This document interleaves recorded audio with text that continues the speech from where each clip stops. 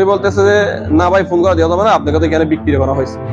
আমি বলছি কেমন বিক্রি, হয়তো তুমি মালয়েশিয়া যাবো, মালয়েশিয়া থেকে তুমি টাকা পাঠাবো পারবো না।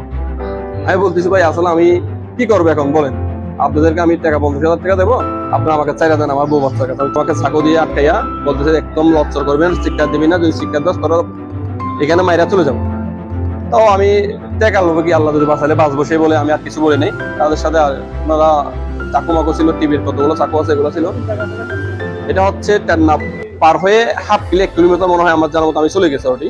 তো আমার খুব মেন ডব দিয়ে না, ওই আপনার এলজিডি দিয়ে ওখান থেকে 3 জন লোক বাইরে হয়ে চাকু চুরি নিয়ে আমাদেরকে মোবাইল টোবাইল সব খাইয়ে নিয়েছে।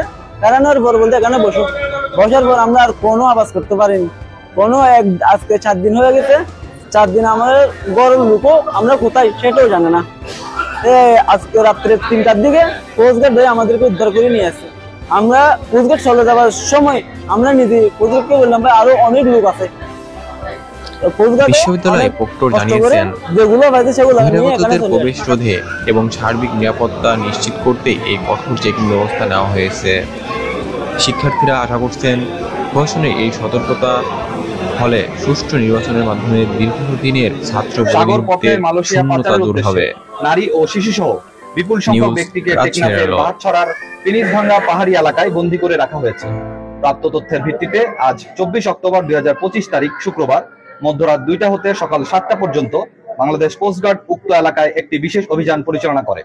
অভিযান চলাকালে কোস্টগার্ড সদস্যরা উক্ত পাহাড়ের চূড়ায় পাচারকারীদের গোপন আস্তানা হতে পাচারের উদ্দেশ্যে বন্দী থাকা নারী ও শিশু সহ 44 জন ব্যক্তিকে উদ্ধার করে।